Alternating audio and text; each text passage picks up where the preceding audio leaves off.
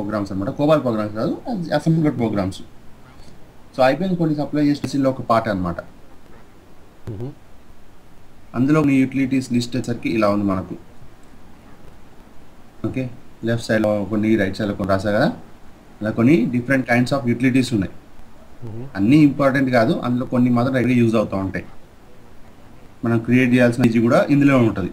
ఈ యూటిలిటీస్ చేయాలి.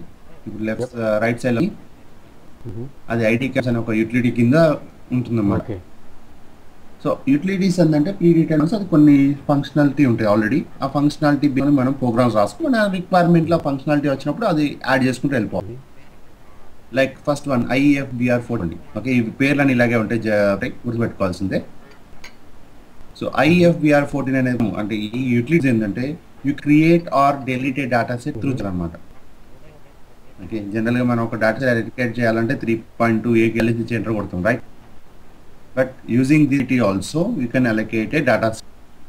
Now using this utility I can allocate a data set ఎందుకంటున్నా అంటే 3.2 KLC value enter కొడితే background లో రన్ అయ్యే ప్రోగ్రామ్ కూడా అర్థమవుతుందా? విన్నారా? సో యూటిలిటీ ప్రోగ్రామ్స్ అనేది ఇంపార్టెంట్. ఓకే, కోబాల్ ప్రోగ్రామ్ ఎలా JCL యూటిలిటీస్ ప్రోగ్రామ్ ఎగ్జిక్యూషన్ కూడా కామన్గా రాదు. మీరు DP2 utilities, okay, utility programmes కూడా యూటిలిటీసే, అంటే pre return programme.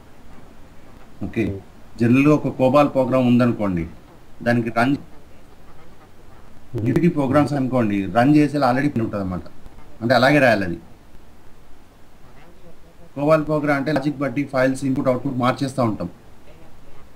But utilities అనేది ప్రీ అలాగే ఉంటుంది ఎప్పటికీ. సో అంటే దాన్ని చేసి రావాలి మనం కరెక్ట్గా. అందులో తప్పు రాశారు అనుకోండి, ఒప్పుకోదు అది, ఎందుకంటే అది already pre defined. Utilities list మనకు చాలా ఉన్నాయి. అందులో కామన్గా ఈ IE అనేది ఎక్కువ యూజ్ అవుతుంది. ఓకే, IF వల్ల యూజ్ ఏంటంటే ఒక డేటా సెట్ కానీ డిలీట్ కానీ చేసుకోవచ్చు. సో ఈ అలొకేషన్ డేటా సెట్ చేసేటప్పుడు అయితే మీకు JCL రాస్తే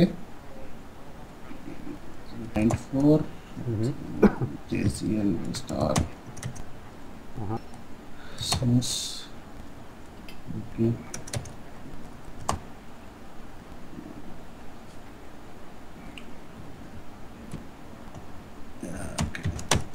చూడండి, నిన్న మీకు ఒక సినారీ చూడండి, GDGకి ఏమని క్రియేట్ అవుతుంటే దాన్ని డిలీట్ చేసుకుంటాం మనం 1005 నిన్న రాకుండా మళ్ళీ డిలీట్ చేసుకుంటాం అని చెప్పి ఇన్ఫర్మేషన్ గుర్తుందా?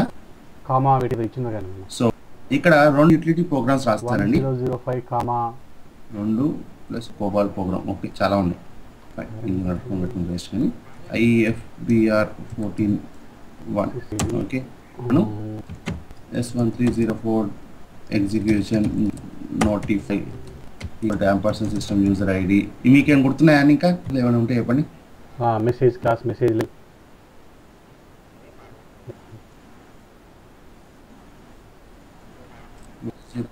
ఏంటన్నది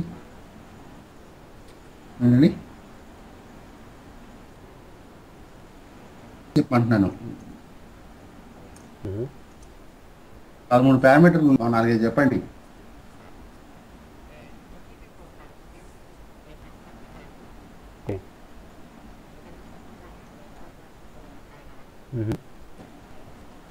class, okay, message class, level, ఇవి పారామీటర్ లిస్ట్. ఇలా కొన్ని parameters. Step 1 some step 1 exact PGM equal to IFBR14 అనేది program name. Then sys print DD sys start. ఈ ప్రోగ్రామ్స్కి సిస్ అవసరం లేదు. ఇది లోడ్ మాడ్యూల్ ఎక్కడ ఉందో చెప్పడమే కదా. ఈ యూటిలిటీకి లోడ్ మాడ్యూల్ అన్ని ఆల్రెడీ సిస్టమ్లోనే ఉంటాయి. బై డిఫాల్ట్ ఎట్లా సిస్టమ్ లైబ్రరీకి వెళ్ళి చెక్ చేసుకో. సో స్టెప్ లిప్ రాయాల్సిన అవసరం లేదనమాట. దాని తర్వాత సిస్ అవుట్ కూడా రాయాల్సిన అవసరం లేదు, రాసుకోండి ఊరికి అలవాట్లో. Sys out equal to start. నా ఈ IFBR14 వల్ల యూజ్ ఏంటని చెప్పాను. ఒక డేటా సెట్ ఎలొకేషన్ కానీ డెలీషన్ కానీ చేయొచ్చు అని చెప్తున్నా. సో ఒక డేటా సెట్ అలికేట్ చేస్తాం. సో ఒక ఎంప్లాయీ ఫైల్ అలికేట్ చేయాలనుకుంటున్నాం.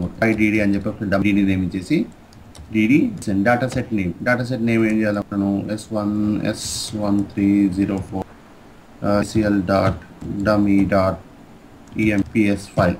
ఓకే అని ఒక డేటా సెట్ ఇచ్చాను. డేటా సెట్ తర్వాత దాని డిస్పోజిషన్ చెప్పాలన్నమాట, దాని స్టేటస్. ఓకే మొత్తం జేసీఎల్లో ఈ డిస్పోజిషన్ పారామీటర్ ఇంపార్టెంట్. చిన్నగా మధ్యలో ఎక్కడ కొడుతుంది కానీ ఒక ఫైల్ యొక్క ఇంపార్టెంట్ స్టేటస్ అంతా ఆ డిస్పోజిషన్ పారామీటర్ చెప్తాం అనమాట. డిఐఎస్ రాసుకుంటాం డిస్పోజిషన్ పారామీటర్. ఓకే దాని గురించి ఎలా ఉంటుందంటే దానికి 3 సబ్ పారామీటర్స్ ఉంటాయి. Disposition is equal to status of the file sub parameter, success success అయితే ఏం చేయాలి, అబెండ్ అయ్యాలి అని చెప్పేసి సెక్యూరిటీలు ఉంటుంది. సో స్టేటస్ సరికి ఏంటంటే మీకు 4 ఆప్షన్స్ ఉంటాయి. న్యూ కొత్త ఫైల్ అయితే, షేర్ రీడ్ చేసేటప్పుడు, ఓల్డ్, మాడ్ ఇట్లా ఉంటాయి మీకు. ఓకే కొత్త ఫైల్ క్రియేట్ చేసేటప్పుడు new, okay brand new, this is equal to new అని రాసుకో. అదే ఫైల్ ఆల్రెడీ ఉంది, using it for reading purpose, అప్పుడు షేర్ అని ఇవ్వాలి.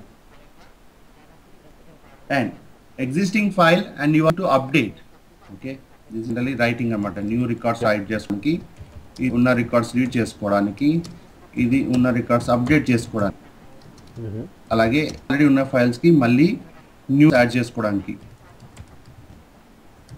మోడ్ ఆప్షన్ అనమాట. సో ఒక ఫైల్ స్టేటస్ బట్టి చెప్పేయాల్సిన ఆపరేషన్ జరగబోతుందండి. న్యూ ఇచ్చారంటే అది ఇంకా ఫైల్ అసలు ఎక్కడ లేదు అని అర్థం. షేర్ అనేది అంటే that means the file is already there and it is using for reading purpose. Old అని ఇచ్చారంటే ఫైల్ ఉంది, okay and is using for updating purpose. Mode ఇచ్చారనుకోండి ఫైల్ ఆల్రెడీ అందులో డేటా కూడా ఉంది కానీ ఇంకా కొత్త డేటా చేస్తున్నాం అనమాట, యాడ్ అపెండ్ చేయడం. సో స్టేటస్ బట్టి చెప్పేయచ్చు అనమాట ఆ ఫైల్ ఏం చేస్తున్నాం అని. నెక్స్ట్ సక్సెస్ అయినప్పుడు ఈ ఫైల్ ఏం చేయాలి అంటే మనకు జాబ్ రన్ చేసాం, సక్సెస్ అయింది అనుకోండి సేవ్ దానికి క్యాటలాగ్ అని రాసుకోవాలి. అదే అన్సక్సెస్ అయింది అనుకోండి డిలీట్ చేసుకోవచ్చు ఇలా. సో అన్ని కలుపుకొని ఎలా రాసుకోవచ్చు అంటే state delete my mistake comma delete ఇలా రాసుకోవచ్చు అనమాట. ఒక ఫైల్ యొక్క డిస్పోజిషన్ పారామీటర్స్ ఎక్స్ప్లెయిన్ చేస్తాం. ఓకే రీడ్ అయ్యేటప్పుడు మీరు సక్సెస్ గురించి పట్టించుకోవద్దు, అంటే ఓన్లీ రీడ్ కాబట్టి షేర్ పెడితే అయిపోతుంది. దిస్ ఈజ్ ఈక్వల్ టు అప్పుడు సక్సెస్ అయితే డిలీట్ చేయాలి, అన్సక్సెస్ డిలీట్ చేయాలని ఏమి ఉండదు కదా. అలాగే this is equal to old రాసినప్పుడు కూడా ఏంటంటే బై క్యాటలాగే ఇక్కడ రాసినప్పుడు మీరు డిస్పోజిషన్ మర్చిపోయారు అనుకోండి సిస్టమ్ ఏం చేస్తా అంటే ఇలా పెట్టుకుంటుంది డిఫాల్ట్ డిస్పోజిషన్ దానికి న్యూ డిలీట్ కొడుతుంది. న్యూ డిలీట్ ఏంది, కొత్త ఫైల్ క్రియేట్ అవుతుంది, సక్సెస్ అయినా కానీ ఫెయిల్ అయినా కానీ డిలీట్ అయిపోతుంది. వీటిని టెంపరీ ఫైల్ వేసుకుంటాం. వర్క్ స్పేస్లు ఉంటాయి అన్నమాట కొన్ని ఫైల్స్ అవసరం. అలాంటి స్పేస్ కోసం ఏంటంటే మేము డిస్పోజిషన్ చేస్తాం. తీసుకుంటే డిఫాల్ట్ డిస్పోజిషన్ న్యూ డిలీట్ అవుతుంది. న్యూ డిలీట్ టెంపరీ ఫైల్ కాబట్టి అది క్రియేట్ అవుతుంది, కంప్లీట్ అవగానే డిలీట్ కూడా అయిపోతుంది. మాకేదంటే ఊరికి మెమరీ పర్పస్ కావాలి అది, ఓకేనా. సో డిస్పోజిషన్ అనేది కొంచెం కామన్గా ఇంపార్టెంటే ప్రతి జాబ్లో ప్రతి జేసీఎల్లో అది ఇంపార్టెంటే. నెక్స్ట్ సో ఇక్కడ ఫైల్ క్రియేట్ మనకు గుర్తుండాలి 3.2కి వెళ్ళినప్పుడు ఇక్కడ వాల్యూస్ ఇచ్చినప్పుడు ఇక్కడ ఉందిగా ఎంత స్పేస్ కావాలని అది ఇక్కడ రాసుకోవాలన్నమాట మనం. Space equal to primary quantity. Okay directory blocks ఇస్తే గిట్ట మీరు పీడిఎస్ క్రియేట్ చేస్తున్నారు. డైరెక్టరీ బ్లాక్స్ ఇవ్వాలి, ఒకవేళ డైరెక్ట్ బ్లాక్స్ కూడా ఇవ్వకుంటే ఇలా థర్డ్ ఫార్మాట్ కూడా ఇవ్వాలి. సింటాక్స్ వచ్చేసరికి ఎలా ఉంటుందంటే మీకు space equal to track primary quantity comma secondary quantity comma directory అని చెప్పేసి ఉంటుంది అన్నమాట సింటాక్స్. ప్లస్ ఇందులో అడిషనల్ సింటాక్స్ ఏంటంటే రిలీజ్ కూడా రాసుకోవచ్చు. రిలీజ్ అంటే ఏంటంటే ఇప్పుడు సపోజ్ మీరు సిలిండర్ 100,100 ఇచ్చారు, కొత్త ఫైల్ క్రియేట్ చేసేటప్పుడు అని ఇచ్చారు. బట్ ప్రోగ్రామ్ రన్ అయ్యే వరకు ఏంటంటే మీకు సిస్టమ్ 100 కాకుండా ఫిల్ చేసింది అనుకుందాం. మిగతా అంతా సిస్టమ్ ఏం చేయొచ్చు అంటే మనము రిలీజ్ కొట్టేయచ్చు అన్నమాట. ఇలా రిలీజ్ అన్యూజ్డ్ స్పేస్ అన్నమాట. కరెక్ట్ అలాగే స్పేస్ ఇచ్చిన తర్వాత ఆ ఫైల్ యొక్క ప్రాపర్టీ బ్లాక్లో చెప్తాం. డైరెక్ట్ బ్లాక్లో DS organization, okay, data set organization is PS type create చేస్తున్నాం మనం. లాజికల్ రికార్డ్ లెంత్ అంటే మన యాక్చువల్గా రికార్డ్ లెంత్ ఎంత, కోబాల్ అయితే 80 క్యారెక్టర్స్ అని చెప్పాయి కదా, కోబాలు జేసీలు నంబర్స్ అని 80 క్యారెక్టర్లు ఉంటాయని చెప్పాను. ఒక ఫైల్ అనేది ఎలా డిఫైన్ అవుతా అంటే సపోజ్ లైన్ నేమ్ ఉంది అనుకోండి, employee ID 10 employee name 10 characters ఉంటే లాజికల్ రికార్డ్ లెంత్ 20 అవుతుంది అనమాట. ఓకేనా. మీ DB2 టేబుల్లో 4-5 కాలమ్స్ ఉన్నాయి అనుకోండి, ఒక టైప్ ఆఫ్ మెమరీ ఇస్తుంది కదా, ఆ సైజ్ కలుపుకుంటేనే ఒక రికార్డ్ అనమాట అది. అలాగే ఈ ఫైల్లో ఏ లెంత్ డేటా ఉందని అడిగితే సమ్ 20 క్యారెక్టర్స్ 15 కింద కాలమ్స్ అనమాట. Suppose employee ID name location ఉంది అనుకోండి, 5 క్యారెక్టర్స్ అనుకోండి, is the record length. Got it.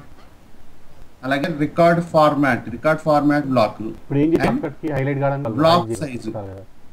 Black size is equal to, మీరు ఒక రికార్డ్ 15 అయితే బ్లాక్ రికార్డ్స్ అంటే ఒక 10 రికార్డులు రీడ్ చేయాలనుకోండి 150 ఇట్లా.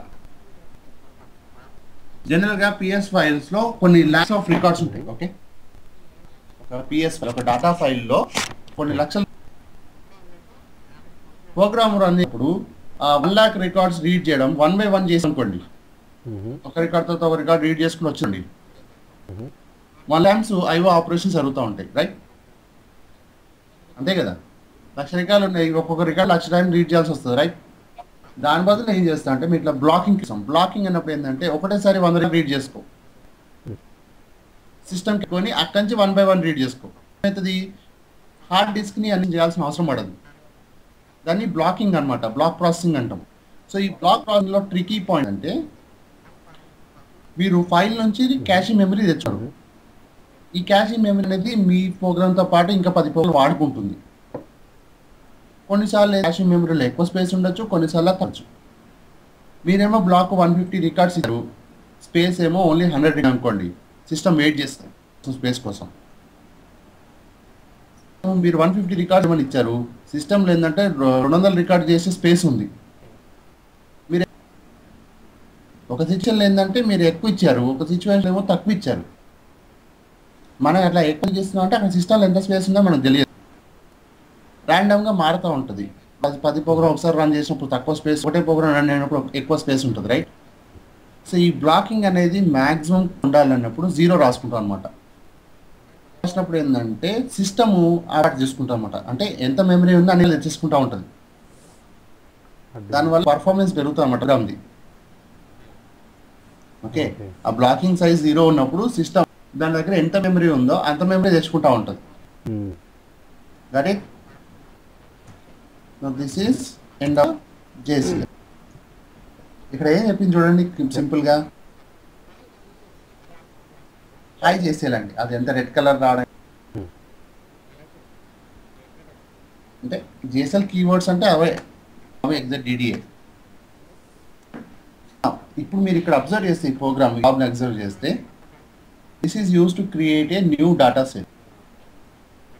కొత్త డేటా సెట్కి ఏమి ఇస్తున్నామో అలొకేషన్ 3.2లో అదే వాల్యూస్ ఇటు ఇంగ్లీష్లో ఇచ్చాను. ఇక్కడ అంటే ఆల్రెడీ క్వశ్చన్ అడిగితే మనం ఆన్సర్ ఇచ్చాం. ఏం చేసా అంటే క్వశ్చన్ మనమే రాసుకున్నా ఆన్సర్ మనమే స్పేస్ ట్రాక్ వేసుకో, ప్రైమరీ క్వాంటిటీస్ అంటే రిలీజ్ ఎక్కువ అయితే blocks PS type, record lens 15, record format block అని చెప్పేసి ఇవి ఇచ్చేసాం. ఈ 4 format, length, size, block size, type. అలాగే ప్రైమరీ చెప్పేసి ఇక్కడ దాకా ఇచ్చాం. ఈ స్పేస్ యూనిట్ స్పేస్ ఇంతవరకు ఇచ్చాం. బట్ కావాలంటే మీరు ఏ వాల్యూము ఏ డివైస్ కూడా చెప్పచ్చు. బట్ ప్రస్తుతానికైతే ఈ చిన్న పారామీటర్స్, ఇందులో యాక్చువల్గా 4 పారామీటర్స్ అండి. డిఎస్ఎన్, డేటా సెట్ నేము, డిస్పోజిషను, స్పేసు, డిసిబి. ఈ 4 పారామీటర్ డేటా సెట్ క్రియేట్ చేసాను అన్నమాట నేను. అదే సో సబ్మిట్ చేసుకోండి. జాబ్ సబ్మిటెడ్ వచ్చేసి 0. సో నాకు ఓ ఫైల్ చూద్దాం, JSL దగ్గర రావాలి.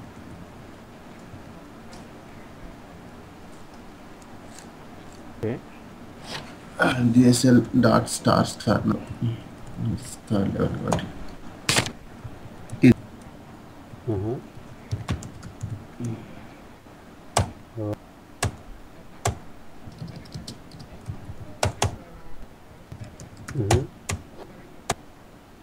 ఓకే, ఇది ఫైల్ క్రియేట్ అయింది రైట్. సో ఇప్పుడు ఈ ఫైల్ ఎలా క్రియేట్, సింపుల్గా ఒక యూటిలిటీ జాబ్ రన్ చేసి క్రియేట్ చేసుకున్నాను. క్లియర్? అదే ఫైల్ నేను ఇప్పుడు డెలీట్ చేసుకోండి. ఓకే, అదే ఫైల్ చేయాలనుకోండి, సింపుల్గా ఏం చేస్తాను, జాబ్లోనే చేసుకుంటాను. ఇది అవసరం, ఇందులో ఓల్డ్ డెలీట్, దాని మీనింగ్ ఏంటంటే పాత ఫైలు లాక్ చేయమంటున్నాను. ఎందుకు లాక్ డెలీట్ చేయబోతున్నా కాబట్టి ఎవరు యూజ్ చేయొద్దు. సక్సెస్ అయినా అంటే జాబ్ సక్సెస్ఫుల్గా రన్ అయినా కానీ, జాబ్ అన్సక్సెస్ఫుల్గా అయినా కానీ డిలీట్ కొట్టమంటున్నారు. ఓకే, అదే. బట్ ఫైల్ డెలీట్ IFBR14 వాడడం కన్నా యూటిలిటీ ఉంటుంది, ఐడి క్యామ్స్ అని చెప్పేసి. కోసం ఇంకో యూటిలిటీ ఉంటుంది. ఎలా అంటే షో ఐడి క్యామ్ డెల్, పెద్దగా అయిపోయింది. సేమ్ జాబ్, నేను జాబ్ రాసేటప్పుడు ప్రతిసారి పోయి జాబ్ కార్డ్ రాయడం టైం పడుతుంది నాకు. రోజు రాసుకు ఇలా కాపీ చేసుకుంటాం. ఓకే, ఐడి క్యామ్స్ సరే,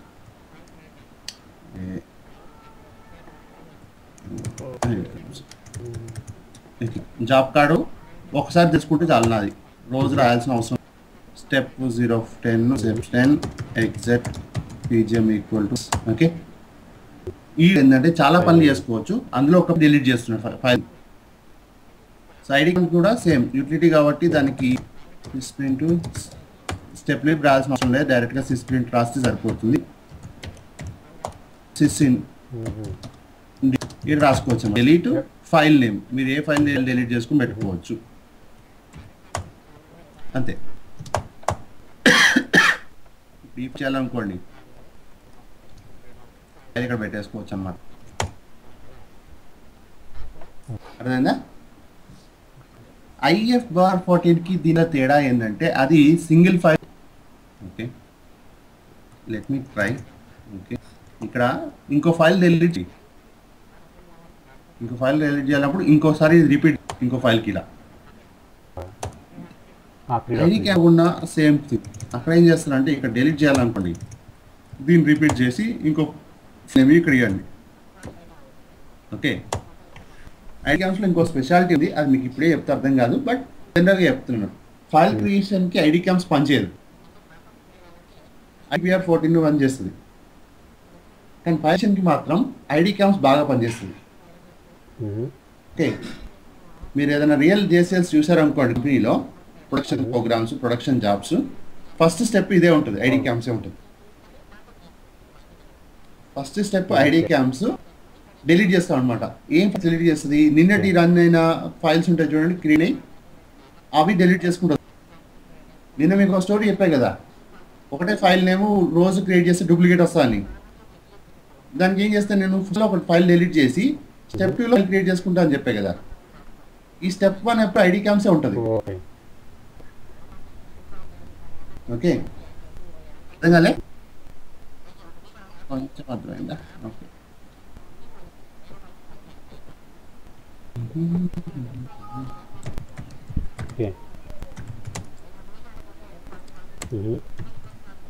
మీ దాంట్లో కూడా ఇట్లా TPX మెనూ ఉందా, లేకపోతే డైరెక్ట్ లాగిన్ అవుతారు? ఓకే, లాగిన్ అయినా ఎటు వెళ్తారు మరి? SPFలోకి వచ్చేస్తుందా?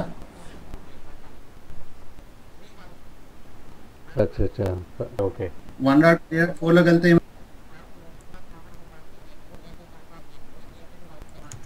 Okay okay, suppose equal JCL first అనమాట డిలీట్ చేయమంటున్నాను. ఫైల్ అని ఏమేమి ఫైల్స్ ఉన్నాయో ఆ ఫైల్స్ డిలీట్ చేయండి, ఎందుకంటే నేను టెస్ట్ చేస్తుంటాను. ఈ ఫైల్ ఇక్కడ డిలీట్ చేసిన తర్వాత ఇక్కడ క్రియేట్ చేసుకుంటున్నాం మనకి క్యాటలాగ్ విండర్స్ BCB అని చెప్పేసి యాజ్ టీజ్గా చూడండి, సిలిండర్ 400 300 అని చెప్పేది. అలాగే ఈ ఫైల్ ఇక్కడ ఉంది, అర్థం కాలే? ఫస్ట్ ఏం చేస్తున్నా, ఆ ఫైల్ క్రియేట్ చేసుకుంటున్నాను. ఫైనల్గా ఆ ఫైల్ని ఎగ్జిక్యూటివ్ షేర్ మోడ్లో అంటే రీడ్ చేస్తున్నాను. ఓకే, స్టెప్ 3 స్టెప్లు ఉన్నాయన్నమాట. ఫస్ట్ స్టెప్లో ఉన్నాను నిన్నటి ఫైల్ సెకండ్ స్టెప్లో కొత్త ఫైల్ క్రియేట్ చేసి థర్డ్ స్టెప్లో అదే ఫైల్ని రీడ్గా చేసి వేరే రిపోర్ట్ క్రియేట్ చేశారు. అర్థమవుతుందా సీక్వెన్స్? ఇది DB2 ప్రోగ్రామే, బేస్ DB2 అనమాట, normal JSON base DB2. File ఇక్కడ డిలీట్ అయిన తర్వాత ఈ క్వెరీ నేను క్రియేట్ చేసుకుంటున్నాను. 700 డేటాని ఆ ఫైల్లో పెట్టేసుకొని చేసుకుంటున్నాను అనమాట.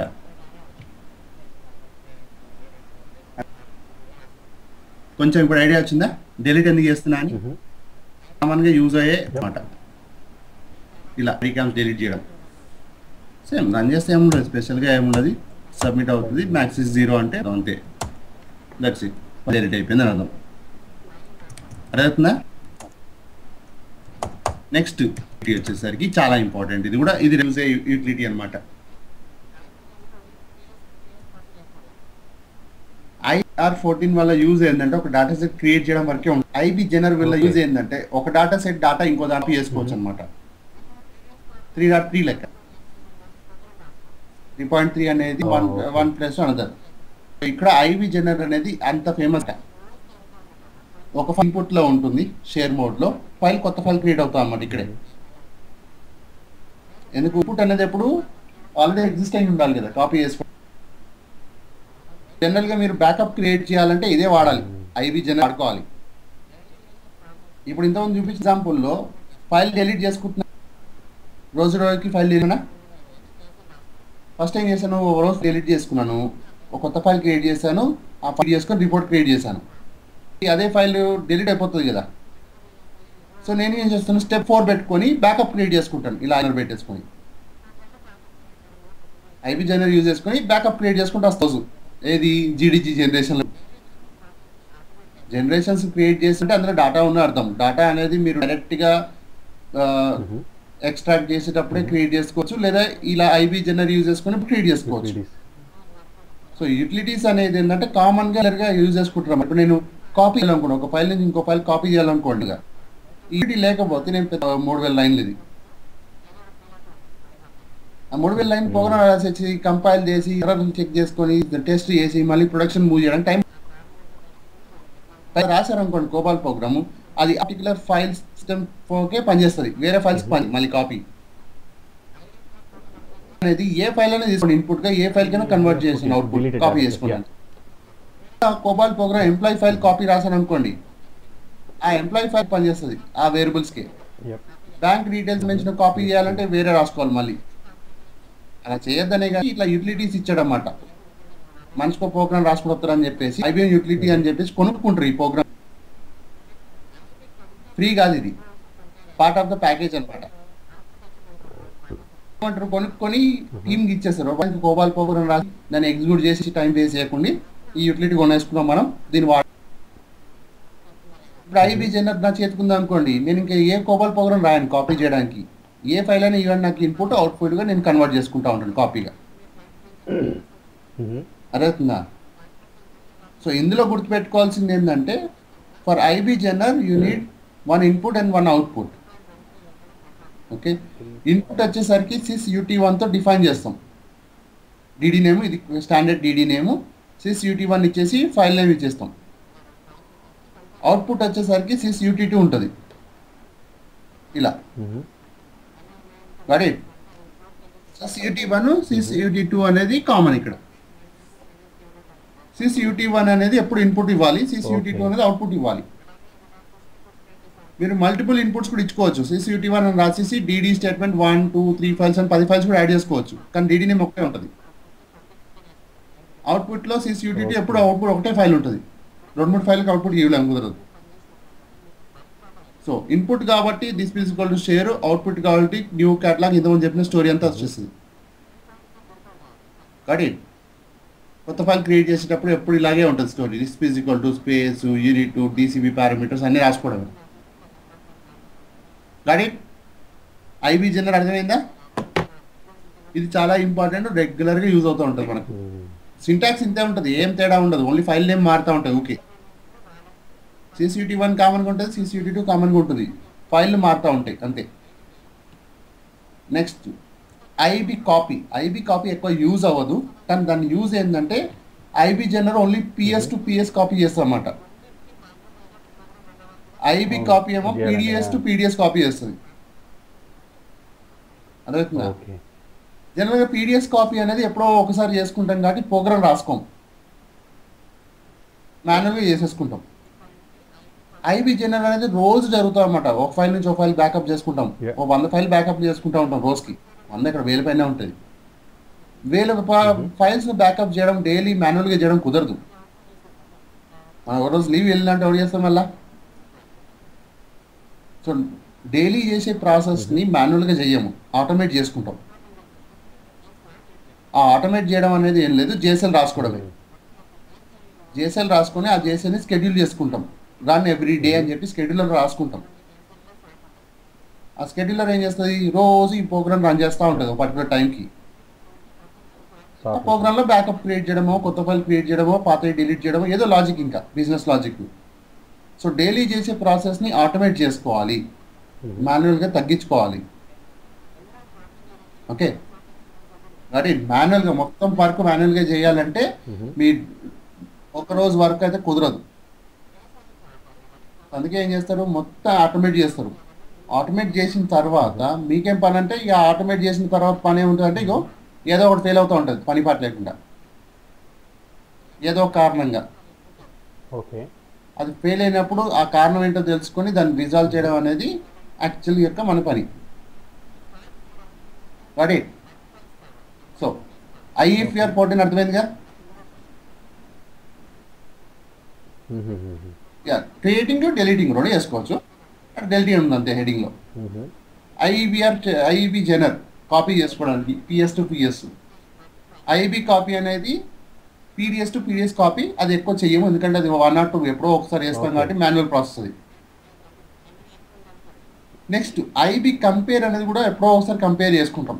ఇప్పుడు మీకు అవుట్పుట్ వచ్చింది అనుకోండి, 2 డేటా సెట్స్, 2 క్వెరీస్ రాశారు, 2 క్వెరీస్కి 2 డిఫరెంట్ అవుట్పుట్లు వచ్చాయి. మీరు ఆ వచ్చిన అవుట్పుట్ని కంపేర్ చేసుకోవాలనుకోండి, కరెక్ట్గా వచ్చిందా లేదా అని. సేమ్ క్వెరీ రాసానా లేకపోతే డిఫరెంట్ అవుట్పుట్ వచ్చిందా, ఆ అవుట్పుట్ కంపారిజన్ చేయడం అంటే 2 ఫైల్స్ ఓపెన్ చేసి మీరు లైన్ టు లైన్ చెక్ చేయడం కష్టం కదా. సో దానికోసం ఏంటంటే ఇలాంటి యూటిలిటీస్ ఉంటాయి. కానీ ఈ యూటిలిటీ కన్నా బెటర్ ఆప్షన్ ఏంటంటే స్క్రీన్ యూజ్ చేయడం, 3.13 యూజ్ చేయడం బెటర్ ఆప్షన్ అనమాట. ఇలా కంపేర్ ఇలా 2 ఫైల్స్ ఇచ్చేసి కంపేర్ చేసుకోవచ్చు అనమాట. అర్థమవుతుందా? జనరల్గా మేము ఎందుకు కంపేర్ చేస్తాం అంటే, ఏదైనా కోడ్ చేంజెస్ చేసాం అనుకోండి, ప్రొడక్షన్ కోడ్కి మేము చేసిన చేంజెస్కి ఏమైనా కంపేర్ చేసుకొని రివ్యూ చేసుకుంటాం. అలాగే ఏదైనా టెస్ట్ రిపోర్ట్స్ క్రియేట్ చేసాం అనుకోండి, ఒక్క కేస్ రిపోర్ట్కి అవుట్పుట్ ఏంది, ఇంకో కేసు సినారియోకి అవుట్పుట్ ఏందని చెప్పేసి ఆ 2 అవుట్పుట్ని కంపేర్ చేసుకుంటాం, ఏంటి డిఫరెన్స్ వచ్చిందని.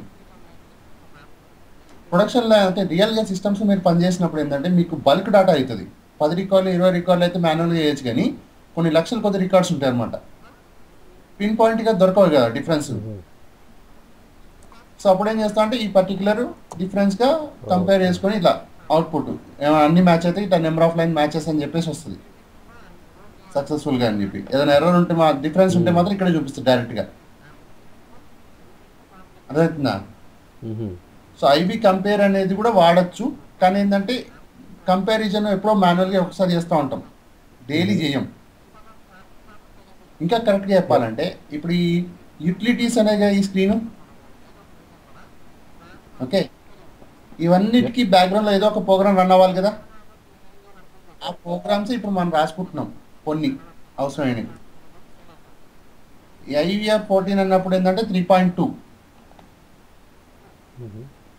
ఐబీ జనరల్ అనేది 3.3, ఐబీ కాపీ కూడా 3.3. ఒకటేమో పిఎస్కి, ఒకటేమో పీడిఎస్కి. ఐబీ కంపేర్ అనేది 3.13, ఇప్పుడు నేను చూపించింది. 2 ఇన్పుట్ ఇచ్చేసి కంపేర్ కొడితే అది అవుట్పుట్ ఇస్తుంది, కామన్గా అన్ని కరెక్ట్ ఉన్నాయా లేకపోతే ఏమైనా డిఫరెన్స్ ఉందా అని, అంతే. అర్థమవుతుందా? నెక్స్ట్ ఇంపార్టెంట్ వచ్చేసరికి ఏంటంటే సార్ట్ యూటిలిటీ. ప్రతి ఒక్క జేసీఎల్లో దాదాపు ఒక 100 జేసీఎల్ రాసడం కూడా రియల్ టైంలో 60 to 70 జేసీఎల్లో సార్ట్ ఉంటుంది. 100లో 60-70% సార్ట్ యూటిలిటీ అనే ఒక ప్రోగ్రామ్ రాసుకుంటారు. సింక్ సార్టో డిఎఫ్ సార్టో ఏదో ఒకటి ఉంటుంది. సార్ట్ అంటే సార్ట్గా డేటాని సార్ట్ చేసుకోవడానికి యూజ్ అయ్యే టెక్నిక్ అనమాట. మీరు ఇందులో సార్టింగ్ అనేది ఇంటర్నల్ సార్ట్ ఎక్స్టర్నల్ సార్ట్ అని డిఫరెన్స్ ఉంటుంది. ఇంటర్నల్ అంటే కోబాలు, ఎక్స్టర్నల్ అంటే జేసెల్ అనమాట. సో కోబాల్ సార్ట్ పక్కకు పెడితే జేసెల్ సార్ట్ అయినా కానీ కోబాల్ సార్ట్ కానీ ఏ సార్ట్ చేయాలన్నా మినిమం 3 ఫైళ్ళు కావాలి. ఒకటి input file unsorted order. Okay, మీరు ఏ ఫైల్ సార్ట్ చేయాలనుకుంటున్నా అది ఇన్పుట్గా అవుతుంది. రెండోది అవుట్పుట్, సార్ట్ అయిన తర్వాత వచ్చింది. ఈ సార్ట్ చేయడానికి సిస్టమ్కి కొన్ని వర్క్ ఫైల్స్ కావాలి, టెంపరీ స్పేస్ కావాలి. అది మూడో ఫైల్ అన్నమాట. ఒక పర్టికులర్ ప్రోగ్రామ్లో ఒక పర్టికులర్ ఫైల్ సార్ట్ చేయాలంటే నాకు మినిమం 3 ఫైల్స్ కావాలి. ఒకటి ఇన్పుట్ అన్సార్టెడ్ ఫైలు, ఒకటి అవుట్పుట్ సార్టెడ్ ఫైలు, మిగతా ఈ వర్క్ ఫైల్స్ అనమాట. ఈ వర్క్ ఫైల్ అనేది ఒకటి ఉండొచ్చు, 100 రాసుకోవచ్చు, మీ ఇష్టం. బేస్డ్ అంటే మెమరీ ఎక్కువ ఉంది అనుకోండి, అంటే డేటా ఎక్కువ ఉంది, ఇన్పుట్ డేటా కోడ్స్లో ఉన్నాయనుకోండి, ఒక వర్క్ ఫైల్ సరిపోదు, 2-3 యాడ్ చేసుకుంటాం అన్నమాట. సార్ట్ వర్క్ ఫైల్ 1, 2, 3 అని చెప్పేసి. సింపుల్. ఒక జేసీఎల్లో 3 అయితే రాసుకోవాలి. ఇన్పుట్ ఫైల్ కాబట్టి డిస్పిజిబుల్ షేర్ ఉంటుంది. ఓకే, అవుట్పుట్ ఫైల్ కాబట్టి డిస్పిజిబుల్ న్యూ ఉంటుంది. వర్క్ ఫైల్స్ అన్ని టెంపరీ కాబట్టి అసలు డిస్పోజిషన్ రాయం. ఎందుకు? డిఫాల్ట్ డిస్పోజిషన్ ఏం చెప్పాను మీకు నేను? New delete delete. New delete delete అంటే కొత్తది క్రియేట్ అవుతుంది, యూజ్ అవుతుంది, డెలీట్ అయిపోతుంది. అది ఈ వర్క్ ఫైల్స్కి అన్నమాట. టెంపరీ వర్క్ ఫైల్స్ ఎప్పుడు displace equal to new delete delete అంటే default. Got it. So JSL రాసేటప్పుడు, జేఎస్ఎల్లో సార్ట్ రాసేటప్పుడు ఈ 3 ఫైల్ స్పెసిఫై చేసిన తర్వాత ముఖ్యంగా చెప్పాల్సింది ఏంటంటే ఏ ఫీల్డ్ని సార్ట్ చేయాలో చెప్పాలి. ఐడి, నేమ్, లొకేషన్, శాలరీ అని చెప్పేసి డీటెయిల్స్ ఉన్నాయనుకోండి, ఏ ఫీల్డ్తో సార్ట్ చేయాలో చెప్పాలి కదా సిస్టమ్కి.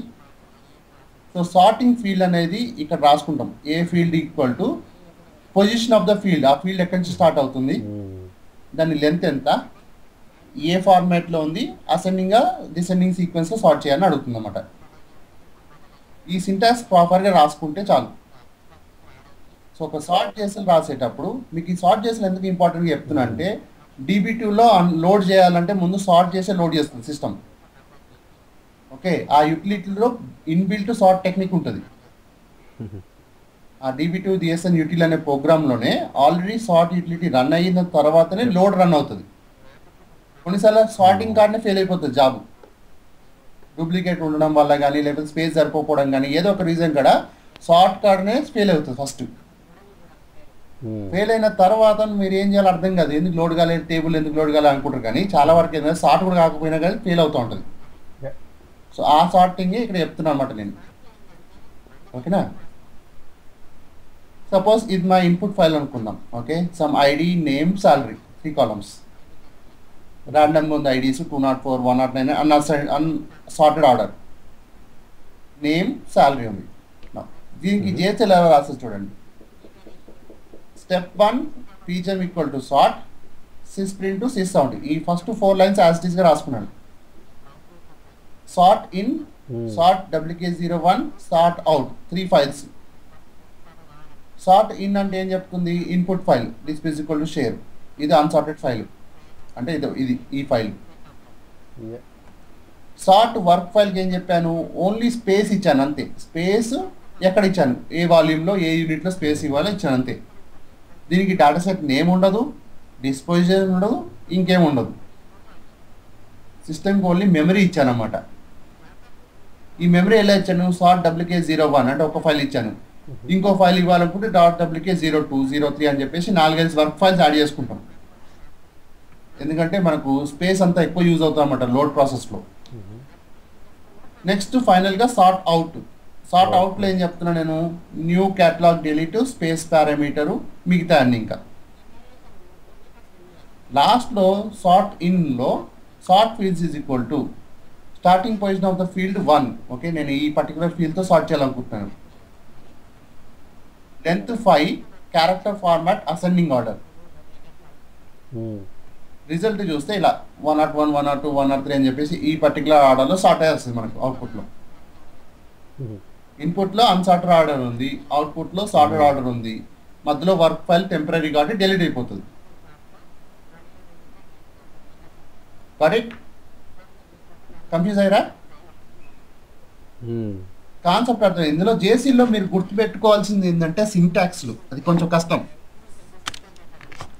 జేసీఎల్లో అన్ని కీవర్డ్స్, ఇవన్నీ కీవర్డ్స్. ఇందులో మీకు సంబంధించిన వర్డ్స్ ఏమి ఉండవు, మీరు స్పెసిఫిక్గా రాసిన వర్డ్స్ ఏమి ఉండవు, ఇవన్నీ కీవర్డ్స్. సో జేసీఎల్లో మీరు మెమరీ పవర్ ఎక్కువ ఉండాలి అంతే. కరెక్ట్? మీరు ఒక్కసారి నేర్చుకోవాలి పవన్. మెయిన్ ఫ్రేమ్లో ఏంటంటే ఏదైనా ఒకసారి నేర్చుకుంటే సరిపోతుంది పర్ఫెక్ట్గా, ఎందుకంటే అవి మారవు. ఫర్ ఎగ్జాంపుల్ ఇప్పుడు నీకు ఇక్కడే ఉంది ఈ పర్టికులర్ ప్రోగ్రామ్. నేను ఎగ్జాంపుల్ 2011లో చేశాను. 2011లో స్క్రీన్ షాట్ చేసి పీపీటీ ప్రిపేర్ చేశాను. అప్పటికి ఇప్పటికి ఏం లేదు. ఓకే, ఇలా చూడండి, సేమ్ థింగ్. నా స్క్రీన్లో అదే 3 ఐకాన్లు, అదే పీపీటీ ఐకాను, అదే నోట్ ప్యాడు, అదే ప్రాసెసింగ్. గత 4-5 ఏళ్ళ నుంచి నేను చేసే సేమ్ ట్రైనింగ్, మార్చలేదు. ఎందుకంటే మెయిన్ ఫ్రేమ్ మారినా ఏం మారదు ఇక్కడ. జేసీఎల్ అలాగే ఉంటుంది, కోబాల్ అలాగే ఉంటాయి, మిగతా అన్నీ అలాగే ఉంటాయి. అంటే కొత్త ఎక్స్ట్రా ఫీచర్ యాడ్ అవుతుంది, అది మేము పట్టించుకోము. కానీ సో మీరు కూడా నేర్చుకోవాల్సింది ఒక్కసారే పర్ఫెక్ట్గా నేర్చుకోవాలి, కొంచెం హార్డ్ వర్క్ చేసి. ఇంకెప్పటికీ అదే యూజ్ అవుతూ ఉంటుంది, ఇంక మీకే బోర్ కొడుతుంది ఇదే ఇంకేం మారదా అని. Okay okay. కానీ ఏంటంటే ఇది ఏం మారినప్పుడు ఏంటంటే జాబ్ సెక్యూర్గా ఉంటుంది, ఏదైనా మారినప్పుడే కొంచెం ప్రాబ్లం అవుతూ ఉంటుంది. సో నేను 5-6 ఇయర్స్ నుంచి ఇదే పని చేస్తున్నాను.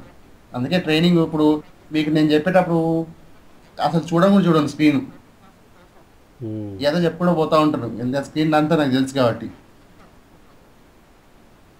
అదే నెక్స్ట్ ఈ సార్ట్లో ఏంటంటే 100 వేరియేషన్ రాసుకోవచ్చు. సెకండ్ వేరియేషన్ చూడండి, sort fields is equal to copy. ఇక్కడ సార్ట్ చేయదు, ఊరికే కాపీ చేస్తుంది, ఐబీ జనరల్ లెక్క. ఇక్కడి నుంచికి డైరెక్ట్ కాపీ, ఇంకేం చేయదు. అర్థమవుతుందా? ఈ వేరియేషన్ చూడండి, టెస్ట్ డేటా కోసం బాగా యూజ్ అవుతాయి ఇట్లాంటివి. కొన్ని పెద్ద ఫైల్స్ ఉంటాయి చూడండి, అవి డైరెక్ట్గా ఓపెన్ చేయడానికి కుదరదు, అది బ్రౌజ్ మోడ్కి ఓపెన్ అవుతుంది, ఎడిట్ మోడ్లో ఓపెన్ కావు. బట్ నాకు టెస్ట్ డేటా కావాలి, ఒక 10 రికార్డ్స్ 20 రికార్డ్స్ టెస్ట్ డేటా కావాలనుకోండి, ఇలా వేసుకుంటాను. Sort fields equal to copy, skip record 3, stop after 5 అని అనుకోండి. ఫస్ట్ 3 ఎగిరిపోయి నెక్స్ట్ 5 కాపీ అవుతాయి. ఊరికే స్కిప్ రికార్డ్ 3 ఇచ్చారనుకోండి, ఫస్ట్ 3 రికార్డ్స్ స్కిప్ చేసి మిగతా అంతా కాపీ అవుతుంది. ఊరికే స్టాప్ ఆఫ్టర్ 5 ఇచ్చారనుకోండి, ఫస్ట్ 5 కాపీ అయ్యి మిగతా అంతా స్కిప్ అవుతాయి. మధ్యలో కావాలనుకోండి 2 యాడ్ చేసుకోవాలి. సో డేటాని ఫిల్టర్ చేయడంలో సార్ట్ యూటిలిటీకి చాలా ఆప్షన్స్ ఉన్నాయి. సార్ట్ యూటిలిటీ అర్థమైన వాడు బాగా ఫాస్ట్గా రాసుకుంటాడు. సార్ట్ యూటిలిటీ కాకుండా మిగతా ఏంటంటే టూల్స్ ఉంటాయి కొన్ని, ఆ టూల్ యూజ్ చేసుకొని కూడా ప్రాసెస్ చేసుకోవచ్చు ఫాస్ట్గానే. నా ఈ వేరియేషన్ చూడండి, ఈ వేరియేషన్ డూప్లికేట్స్ రిమూవ్ చేస్తుంది. ఇది మీకు అవసరం లేదు, ఇంటర్వ్యూలో అడుగుతారు కాబట్టి ఊకే రాసి పెడుతుంది స్క్రీన్లో. ఈ సింటాక్స్కి ఆ డూప్లికేషన్ రిమూషన్కి ఎలాంటి రిలేషన్ ఉందో నాకు తెలియదు, కానీ ఇంటర్వ్యూలో మాత్రం ఇది చాలా famous question. How do you remove duplicates అని అంటారు. Using some fields is equal to none అని చెప్పేసి అంటారు సింటాక్స్ ఆన్సర్. అది ఎందుకు అలా వచ్చింది అనేది ఎవరికి తెలియదు. నెక్స్ట్ క్వశ్చన్ కూడా అడగాడు, ఎందుకంటే వాడికి కూడా తెలియదు అనమాట. కామన్గా అడిగే ఇంటర్వ్యూ క్వశ్చన్లో ఫస్ట్ జేసీఎల్ సార్ట్లో how do you remove the duplicates అంటారు. Sum fields equal to none అని చెప్పేసి వాడు ఆల్రెడీ బై హార్ట్ చేసుకుని పోతాడు అంతే. Okay fine. ఎందుకంటే ఈ మెయిన్ ఫ్రేమ్ ఇంటర్వ్యూ క్వశ్చన్స్ మీ స్కూల్ సిలబస్ ఎగ్జామ్ పేపర్లు అనమాట. గన్ షాట్ క్వశ్చన్లు ఉంటాయి చూడండి, 10 మార్కుల క్వశ్చన్లు ఖచ్చితంగా వస్తాయని 10 చదువుకొని పోతాం, అవే ఉంటాయి అన్నమాట. ఈడ కూడా కోపాల్కి, జేఎస్ఎల్కి, వీజామ్కి, డీబీటీకి అని చెప్పేసి థియరిటికల్ క్వశ్చన్స్ గన్ షాట్ 5 ఉంటాయి. ఆ తర్వాత వాడి ఎక్స్పీరియన్స్ లేదని కనుక్కోండి, వాడు టెక్నికల్ ఒక ఎగ్జాంపుల్ ఇచ్చి అడిగిండు అనుకోండి, అప్పుడు కొంచెం కష్టం. కానీ థియరిటికల్గా మాత్రం 10 క్వశ్చన్లు నేర్చుకొని పోతే చాలు, ఇంటర్వ్యూ ఈజీ పాస్ అయిపోతారు. ఈడ కూడా సమ్ ఫీల్డ్స్ కొన్ని నన్ను అవసరం లేదు. ఇక్కడ చూడండి ఇంక్లూడ్ కండిషన్. కండిషన్ మ్యాప్ అనేవి మాత్రమే కాపీ చేయమంటున్నాను. ఓకే, లైక్ ఫస్ట్ 5 క్యారెక్టర్స్లో employee ID greater than AC106 అయితే కాపీ చేయమంటున్నాను. అలాగే రివర్స్లో ఒమిట్ కండిషను. ఇంక్లూడ్ కండిషన్ ఏంటంటే కండిషన్ ట్రూ అయితే ఆ రికార్డ్స్ అన్ని అవుట్పుట్ అవుతాయి. ఒమిట్ కండిషన్ ఏంటంటే ఆ కండిషన్ ట్రూ అయితే గిట్ట అన్నీ స్కిప్ అవుతాయి. అర్థమవుతుందా? డేటా ఫిల్టరింగ్ అనమాట. ఇంకా డేటా ఫిల్టరింగ్ అనేది సార్ట్ యూటిలిటీలో ఈజీ.